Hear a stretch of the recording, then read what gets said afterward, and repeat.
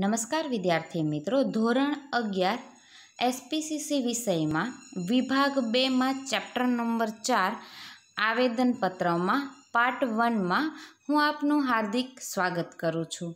મિત્રો, આ લેક્ચરમાં આપણે જે જોવાના છીએ એ છે આવેદનપત્રનો અર્થ, એની વ્યાખ્યા, એના લક્ષણો અને એનું મહત્ત્વ વિશે આપણે અભ્યાસ કરશું.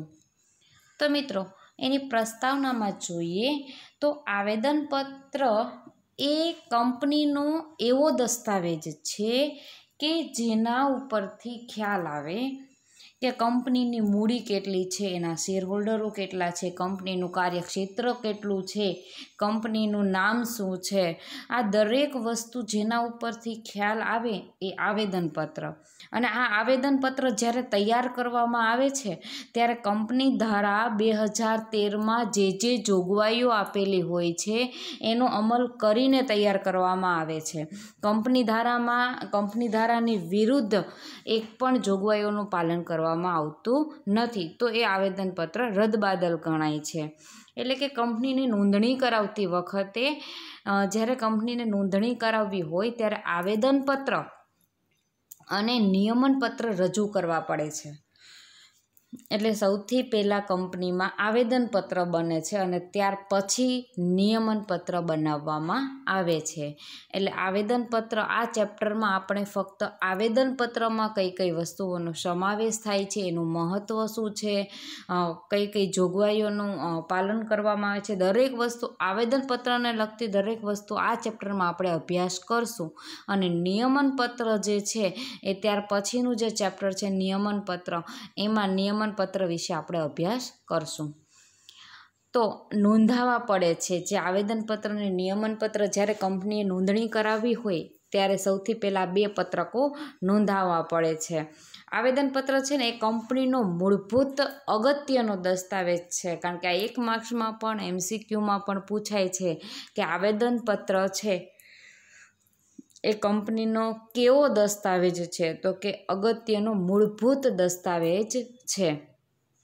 અને આ એક પાયાનો એવો દસ્તાવેજ છે કે જેના આધારે કંપનીનું કાર્યક્ષેત્ર તેમજ ત્રાહિત પક્ષ સાથેના સંબંધો નક્કી થાય છે. એટલે કે આવેદનપત્ર ઉપરથી જ ઘણી બધી કંપનીનું કાર્યક્ષેત્ર ખ્યાલ આવી જાય છે કે કંપની કયા પ્રકારનો ધંધો કરે છે, કંપનીનું નામ શું છે, કંપની કેવા પ્રકારની કંપની છે, એના શેરહોલ્ડરો કેવા છે, એનું ડિબેન્ચર હોલ્ડરો કેટલા છે, કેટલા શેર છે, દરેક વસ્તુ, મતલબ કે દરેક વસ્તુ આવેદનપત્રમાં આપણે ખ્યાલ આવે છે. એટલે જ કહેવાય છે કે આવેદનપત્ર છે એ કંપનીનું બંધારણ નક્કી કરે છે.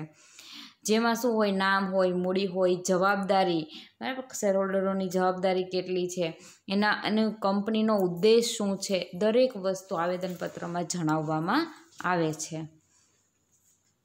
ત્યાર પછી એનો અર્થ જોઈએ અને એની વ્યાખ્યા જોઈએ. તો એનો અર્થ જોઈએ તો આવેદનપત્ર છે મૂળભૂત દસ્તાવેજ છે. અંડરલાઈન કરજો આમાં કે આવેદનપત્ર છે એ કંપનીનો મૂળભૂત દસ્તાવેજ છે જે શું નક્કી કરે છે, કંપનીનું કાર્યક્ષેત્ર.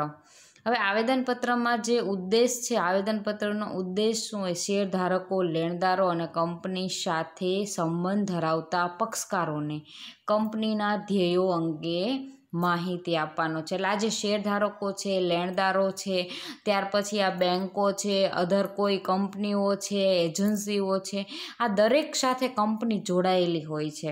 અને દરેક સાથે કંપની જોડાયેલી હોય છે તો એ દરેક પક્ષકારો એવું ઈચ્છતા હોય છે કે એ જે કંપની સાથે જોડાયેલા છે એ કંપનીનું ધ્યેય શું છે, એનો ઉદ્દેશ શું છે, એને જાણકારી હોવી જોઈએ. તો એ આવેદનપત્ર ઉપરથી જાણી શકે છે કે આ કંપનીના ઉદ્દેશો શું છે અને વખતો વખત એને માહિતી પણ આપવાની હોય છે. તો આવેદનપત્ર એ કંપનીનો ખૂબ જ મહત્ત્વનો દસ્તાવેજ છે, જેમાં અમુક ચોક્કસ નામની, અમુક રાજ્યમાં આવેલી, અમુક શેરમૂડી ધરાવતી સભ્યો નક્કી કરેલી જવાબદારીવાળી અને નિશ્ચિત ઉદ્દેશ માટે તેમાં સહી કરનારાઓ દ્વારા સ્થપાયેલી કંપનીનું સૂચન કરે છે. ખાસ જોજો કે જેમાં અમુક જે ચોક્કસ નામ હોય એ નામની, અમુક રાજ્યમાં આવેલી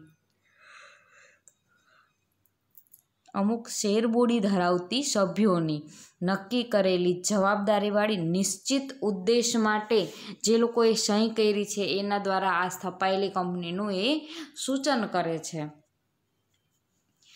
હવે એની વ્યાખ્યા જોઈએ તો ખાસ જોજો કે આવેદનપત્ર એટલે કંપની ધારો 2013 જે નવો કંપની ધારો છે એ મુજબ અથવા તો અગાઉનો કંપની ધારો જે અગાઉનો કંપની ધારો હતો એના મુજબ ઘડેલું હોય.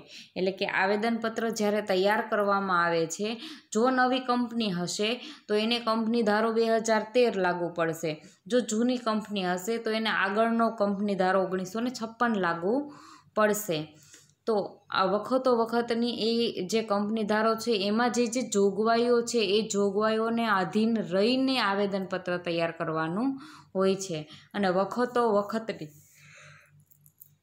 એટલે કે એમાં જે કાંઈ વખતો વખત જે કાંઈ જોગવાઈઓમાં કંપની ધારાની જોગવાઈઓમાં જે કાંઈ ફેરફારો થયા છે એને આધીન રહીને ફેરફાર કર્યા મુજબનું આવેદનપત્ર. એટલે કે જે જોગવાઈઓમાં ચેન્જીસ થયા છે એ ચેન્જીસ આવેદનપત્રમાં અથવા તો આવેદનપત્રમાં કોઈ ચેન્જીસ કરવાની ફરજ ઊભી થાય, જરૂરિયાત ઊભી થાય તો કંપની ધારાની જોગવાઈઓની વિરુદ્ધ જઈને નહીં, પરંતુ એની જે પ્રોસિજર આવે પ્રોસિજર પૂરી કરીને આવેદનપત્રમાં સુધારા વધારા ફેરફાર કરી શકાય છે.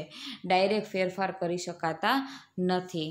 તો આ જે આવેદનપત્ર છે એટલે કે કંપની ધારા 2013 અથવા અગાઉના કંપની ધારા મુજબ ઘડેલું અથવા વખતો વખતની જોગવાઈઓને આધીન રહીને ફેરફાર કર્યા મુજબનું આવેદનપત્ર. હવે મિત્રો ત્યાર પછી આપણે આવેદનપત્રના લક્ષણો જોઈએ. એના કયા કયા લક્ષણો છે? તો આવેદનપત્રનો ઉદ્દેશ શું હોય છે, એનો હેતુ શું હોય છે? તો કે આ જે શેરહોલ્ડરો છે, જે લેણદારો છે, આ જાહેર જનતા છે, એ બધાઈને કંપનીના ધ્યેયો વિશે જાણ કરવાનો છે. શું છે? કંપનીના ધ્યેયો, કંપનીનો ઉદ્દેશ શું છે, કંપનીનો ધ્યેય શું છે. તો આ જે કંપની સાથે જોડાયેલા જેટલા પણ વ્યક્તિઓ છે અથવા તો પક્ષો છે એ બધાઈને કંપનીનું ધ્યેય શું છે એની વિશે માહિતી આપવાનું, જાણ કરવાનો એનો ઉદ્દેશ હોય છે આવેદનપત્રનો.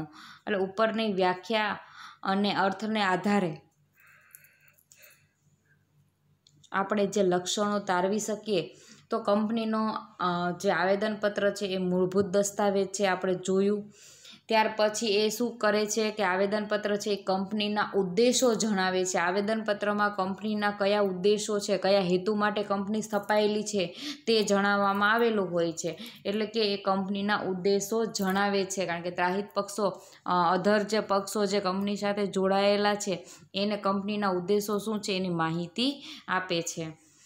ત્યારબાદ બાહ્ય પક્ષકારોને ઉપયોગી છે. બીજા બધા બાહ્ય પક્ષકારો જે કોઈ જોડાયેલા હોય કંપની સાથે એ બધાને આવેદનપત્ર તો ઉપયોગી જ છે કે આવેદનપત્ર ઉપરથી ટોટલી માહિતી કંપનીની મળી જાય છે.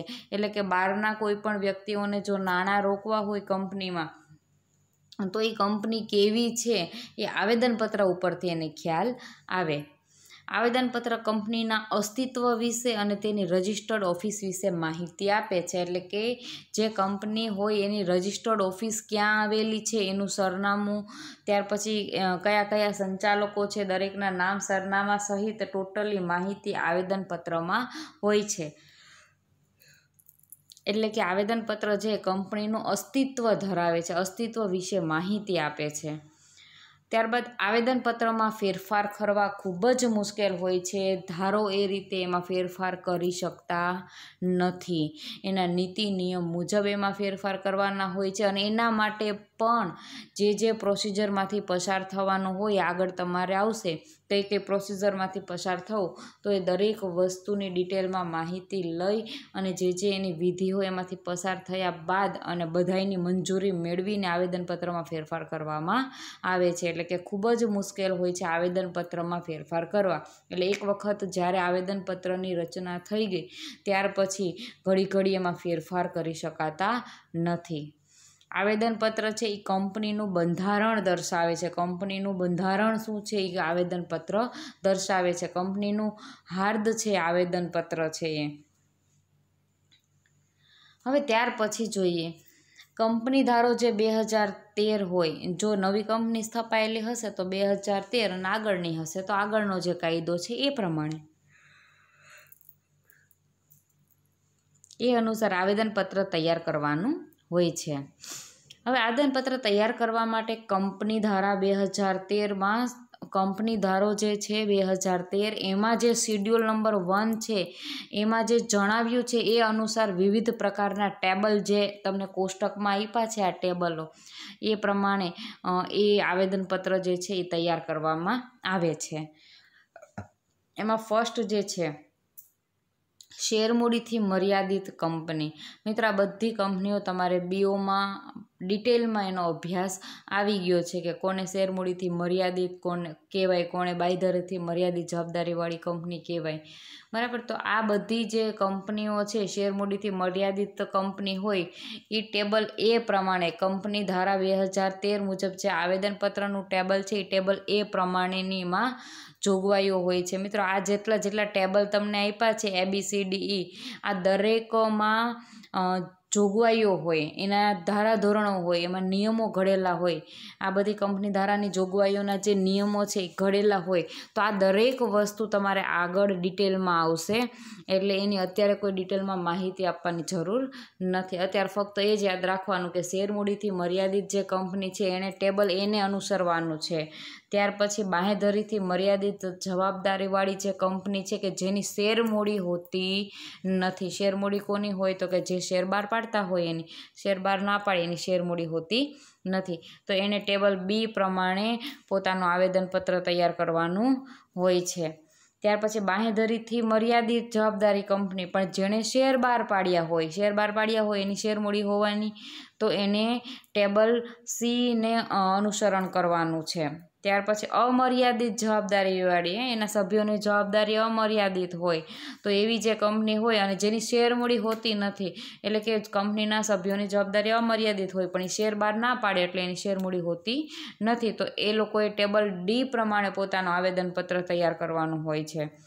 ત્યાર પછી અમર્યાદિત જવાબદારી હોય સભ્યોની પણ જેને શેર હોય એટલે કે જેણે શેર બહાર પાડ્યા હોય તો એને ટેબલ ઈ પ્રમાણે પોતાનું આવેદનપત્ર તૈયાર કરવાનું હોય છે. એટલે કે જેમ અલગ અલગ કંપનીઓ વાઇઝ અલગ અલગ ટેબલ પ્રમાણે અને આવેદનપત્ર તૈયાર કરવાનું હોય છે. એટલે આ જે ટેબલ એ ટેબલ બી જે છે આ બધી વસ્તુ તમારે આગળ ડિટેલમાં એના એ ટેબલમાં કયા કયા નિયમો અને ધારાધોરણોનો સમાવેશ થયો છે એ આગળ તમારે ડિટેલમાં આવશે. આવેદનપત્ર જે છે એ કંપની ધારા ABCDEની જોગવાઈ મુજબ છાપેલું યોગ્ય ફકરામાં અનુક્રમ નંબર સાથેનું હોવું જોઈએ અને તેમાં જે સભ્યો છે એની સાક્ષીઓની હાજરીમાં સહી કરેલી હોય છે. કોઈ પણ જે સભ્ય હોય કંપનીના જે સભ્યો હોય એની સાક્ષીમાં કોઈએ સહી કરેલી હોવી જોઈએ. એટલે કે દરેકની બે સિગ્નેચર આવે, જે તે સભ્ય હોય એની અને એની સાક્ષીમાં જેણે સહી કરી હોય, સાક્ષીની હાજરીમાં જેણે સહી કરી હોય એ સાક્ષીની સિગ્નેચર આવે. તો આવેદનપત્રની જે જોગવાઈઓ છે 2013 કંપની ધારાની જોગવાઈઓની વિરુદ્ધ ન હોવી જોઈએ. જે પણ આવેદનપત્રમાં જે નીતિ નિયમો જે આવેદનપત્રમાં જે વિગતો દર્શાવવામાં આવે છે એ એક પણ વિગત કંપની ધારો 2013માં જે જોગવાઈ છે, જે કાયદા ઘડવામાં આવ્યા છે એની વિરુદ્ધ એક પણ જોગવાઈ, એક પણ વસ્તુ આવેદનપત્રમાં લખેલી ના હોવી જોઈએ. એટલે જો એની વિરુદ્ધમાં એક પણ વસ્તુ આવેદનપત્રમાં દર્શાવેલી હશે માહિતી તો એ કંપની ધારા જોગવાઈઓની વિરુદ્ધ ગણાશે, એટલે એ રદબાતલ થશે. તો આવેદનપત્રની કોઈ પણ કલમ જો કંપની ધારાની જોગવાઈઓની વિરુદ્ધ હોય તો તે રદબાતલ ગણાય છે. એટલે આવેદનપત્રમાં કોઈ પણ કલમ જો કંપની ધારાની વિરુદ્ધ જોગવાઈઓની વિરુદ્ધ જો લખી હોય તો એ રદબાતલ ગણાય છે. તેવી જ રીતે સંચાલક મંડળ દ્વારા કે શેરહોલ્ડરોની સામાન્ય સભામાં સંચાલક મંડળ હોય અથવા તો જે શેરહોલ્ડરોની સામાન્ય સભા બોલાવવામાં આવે છે એમાં કંપની ધારા વિરુદ્ધ કોઈ ઠરાવ પસાર કરવામાં આવે, ભલે બધાની સહમતિથી થાય છે સેક્રેટરીના ચેપ્ટરમાં આપણે જોયું હતું કે સેક્રેટરી સામાન્ય સભા બોલાવે છે, સંચાલક મંડળની પણ સભા બોલાવી શકે અને શેરહોલ્ડરોની સભા પણ બોલાવી શકે. તો આ રીતે જ્યારે સભા બોલાવવામાં આવી હોય અને એમાં કોઈ ઠરાવ પસાર કરવામાં આવ્યો હોય, પણ એ જો ઠરાવ કંપની ધારાની જોગવાઈઓની જો વિરુદ્ધ હોય તો પણ તે પસાર કરવામાં આવ્યો હોય તો તે રદબાતલ ગણાય છે, એટલે કે એને માન્ય ગણવામાં આવતો નથી.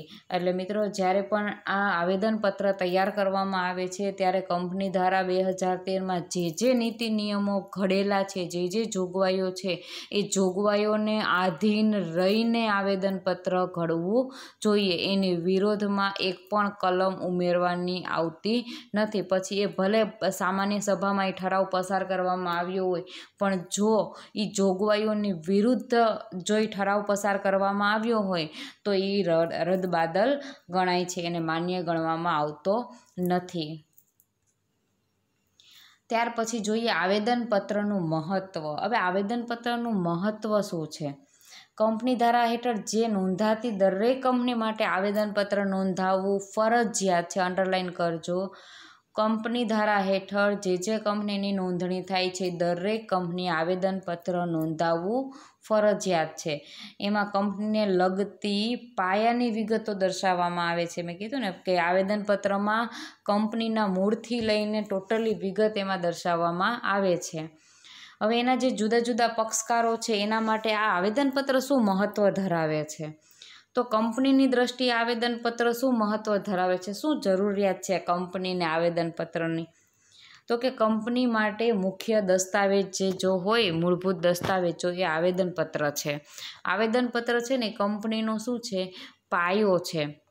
આવેદનપત્ર કંપનીનું બંધારણ દર્શાવે છે અને કાર્યક્ષેત્ર દર્શાવે છે. એટલે કે આવેદનપત્રમાં ટોટલી વિગત હોય છે કે એનું બંધારણ કેવું છે, એનો હેતુ કયો છે, એના ઉદ્દેશ શું છે, ત્યાર પછી એનું કાર્યક્ષેત્ર કેટલું છે, તો દરેક વસ્તુ, એટલે કે જેમાં આવેદનપત્રમાં કઈ કઈ વસ્તુ દર્શાવવામાં આવે છે તો કે કંપનીનું નામ, ઉદ્દેશો, મૂડી, જવાબદારી, રજિસ્ટર્ડ ઓફિસ કયા રાજ્યમાં રહેશે વગેરે દરેક વસ્તુ આવેદનપત્રમાં દર્શાવવામાં આવે છે.